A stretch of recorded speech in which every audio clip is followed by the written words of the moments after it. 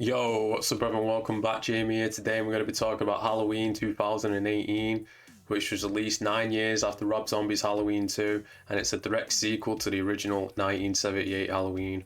Now, I know what you're probably thinking, like, what? Why is it just called Halloween? And this pretty much started the phrase that we're going through now. And the new Scream's not called Scream 5, it's just called Scream as well. But like I said, it's basically a direct sequel to 78's film. Halloween 2, through whatever didn't take place. Laurie and Michael aren't brother and sister anymore. So yeah, like I said, direct sequel to 78. So let's just get right into it and talk about the story, I guess. We start off at Smith's Grove. Michael's inside the courtyard. We got some podcasters who have came to like interview him. Like, keep in mind, it's only 78 that's took place inside this film, so he's only basically killed like 5 people, and then he got arrested on the night, and then that's it. So he's been locked up for 40 years, basically. I do like this scene, though. Like, there's the character Sartain, who's basically like the new Loomis in a way. He tells the podcasters, don't get inside the yellow square. And if everyone, like, it's all sectioned off inside the courtyard of Smith's Grove. And Michael's standing there maskless, but the way they shoot it is good. They don't, like, no Halloween 5 stuff where it's a direct fucking shot of his face. They shoot around it, the angles and stuff. It's pretty inventive. I do like it. But like I said, these podcasters bring Michael his mask, and then he's holding it out to him, and he's like, say something, Michael. And everyone around him starting, like, the energy's getting crazy, you could feel it. And as he's screaming, like, say something, we go to the title card, and it's a pumpkin coming back to life as we get the Halloween theme. But I'll get more into the soundtrack later, but I love this rendition, man. The synth version, John Carpenter did it with his son and someone else, I think, as well. This is probably my best soundtrack inside the franchise, no doubt, because it's the original, with the original creator doing it. But it's, I love synth. I guess it's, I'm a synth head as well, so that helps as well, I guess. So like I said, the pumpkin going back to life, it's pretty cool because it's like, we're breathing life back into this franchise after it's been gone for like 9 years. So yeah, we pick up and Laurie's living alone inside the woods. She's preparing, basically. She's like a survivalist. She's been, ever since this night, she's been training. Even she's got a daughter and granddaughter as well. She trained a daughter as well to prepare. So she's got her own house inside the woods. We find out later on, like, she's got loads of guns. Like, this is basically what she's been doing, but she's a damaged woman in this. Way more damaged than H2O, which is why I prefer her. Some people might say, oh, it was only 5 murders, and she's acting like all this 40 years later. But, it's 5 murders. It's your friends. You came face to face with this guy. You saw him get shot off the balcony. I mean, it's definitely a lot to go through. She's living alone, like I said, and the podcasters come to see her because, they want to get her side of the story and stuff. And also, this is the first part where we get it. Like, he wants to reunite Michael and Laura, but Sartain also wants to do this later on. One cool thing here we hear, the Loomis tape. It's so good. Like, the person, obviously it's not, Donald Pleasance, because he unfortunately died years ago, but it sounds just like him. And it's, like an interview with Loomis, and it's like, it needs to die. And when he says it, like, the tape gets distorted. Oh my days. When I first heard that when it came out, it gave me chills, no doubt. So Michael's getting transferred to a new facility, basically. But what it seems like, the bus crashes, but we eventually find out it was Sartain who was riding along with him, who, sabotaged the trip. And he wanted to see Michael outside the wild, basically. And he also wants to reunite Michael and Laurie and sees what happens. So he lets Michael free. Eventually, there's a little bit past that, Michael ends up killing this kid who pulls up with his dad inside a car, and the kid's inside the car and he's got a gun, and Michael ends up, killing him and taking the car. Which, to be fair, there's also a scene later on where Michael just completely passes it like a baby. He doesn't do anything to him. So you can tell he only killed this kid because the kid was a threat. He had a gun. He obviously knew how to use the gun, so, he was a threat, so he had to go, basically. I won't go through, I'm just going through the best moments of the film for me. Like, the podcasters pull up to the station, and you see Michael in the background pull up, and he starts like killing the people in the background. That's where he gets his jumpsuit from. And then we go inside the bathroom, and he has the teeth from the guy he's killed, and he just, oh my god, he's so brutal inside this film, so brutal. But that is an amazing shot after he gets the mask out of the car, and it's just, on Michael's face for a few seconds. I fucking love that shot, and I love this mask as well. This mask is so good. Like I said inside the Rob Zombie review, Rob did do sort of the style first, but this mask is amazing.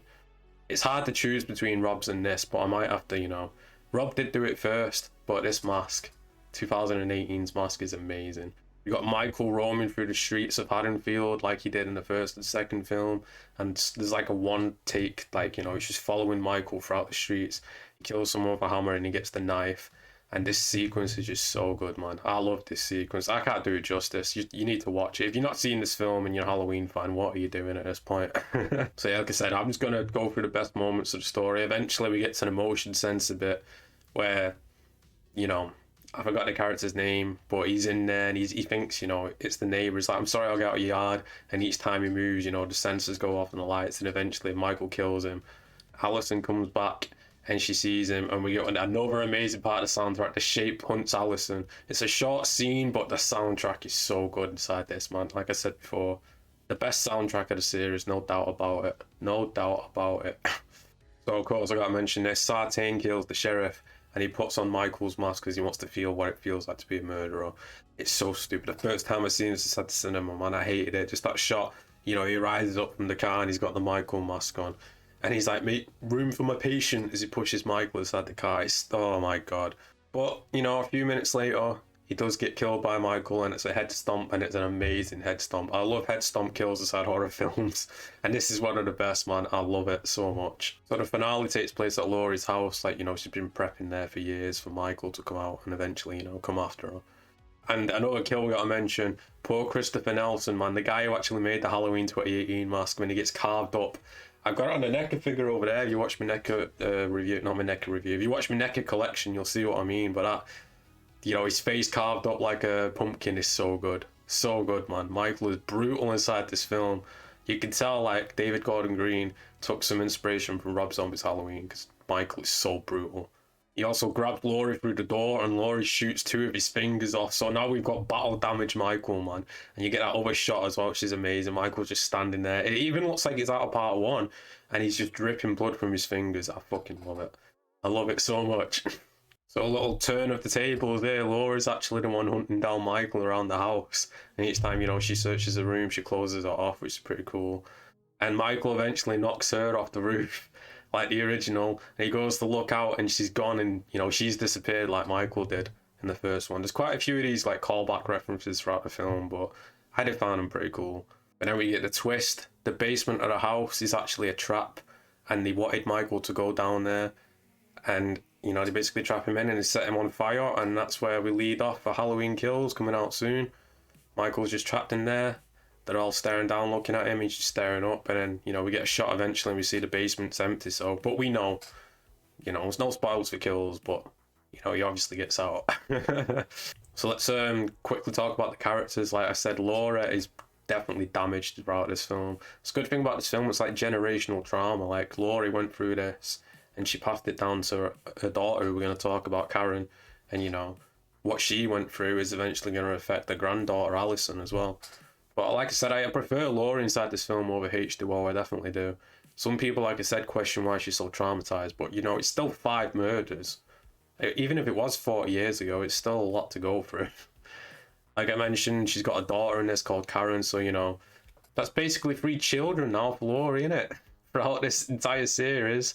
We had Jamie, we had Josh Hartnett's character from H2O, and now we got Karen. So 3 different children throughout the timeline. But yeah, Karen, she was trained as a kid. We get a flashback of her, and, you know, some people find the character annoying, but you can understand, like, you know, she's sick of her mum. Like, she's never actually seen Michael Myers. She's just heard from her mum all these years. You know, she's not even had a childhood and all that. She got taken to care and all that, and she does have that sick moment at the end where she, you know, she's pretending to cry, lures Michael down to the basement, she goes, "Gotcha," and she shoots, and that's a pretty cool moment. Also, Allison, the granddaughter, Karen's daughter, you can tell she's the next generation of Laurie Strode. And she, even though she don't have that much interaction with Michael inside this film, you can tell they're setting her up for something big. She's definitely going to be eventually be the next Laurie Strode. And I do like Allison quite a lot.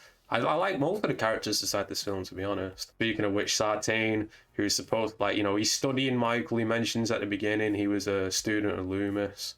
So, you know, it's the fact, I didn't mind Sartain, it's the fact when he puts the Michael's mask on, that's when it just went downhill for me. But, you know, he does get killed off after that, which is good. And like I said before, he wants to reunite Laurie and Michael together to see what the reaction's going to be. Michael inside this film as well, obviously he's aged, it's 40 years later, he's an old man, but he can still mess people up. He is so brutal inside this film, man. And that mask as well, like I said, that mask is amazing. Quickly talk about the kills, even though I can't really show them because they're so graphic for YouTube, but like I mentioned, man, Christopher Nelson's face getting carved up like a pumpkin is so brutal. The guy inside the station when his teeth get pulled out, that is brutal as well. Michael is just he's just amazing inside this film, man. I can't show images because it's going to be pretty graphic. I'll try and find my best that again, but if you've seen this film, you know what I'm talking about. Images won't do it justice. You gotta go and see this film if you're a horror fan. And also, like I said, the soundtrack, I'd say this beats out the original. This is my favourite soundtrack of the series, no doubt. Because John Carpenter was involved as well, but like I said, it's synth, and I love synth so much. Shape Hunts Allison and all that. This, you could just put this soundtrack on even if you're not watching the film, it just gets you hyped up. It gets me hyped up anyway. So yeah, overall thoughts of Halloween 2018. I really like it quite a lot. I think I'm going to give it an 8 out of 10. I can't wait for Halloween Kills coming out soon. When I'm filming this is just going to be before the release of Halloween Kills. Obviously, I'll be reviewing that once it's out, spoiler review. And then next year we got Halloween Ends. So yeah, this has been it for my review. Let me know your score down below if you liked Halloween 2018 or not. Eventually, I might do a video ranking like Halloween 2018 versus Halloween H2O. I might do that inside the future. But yeah, make sure you like and subscribe if you're new. Until next time, peace out in a bit.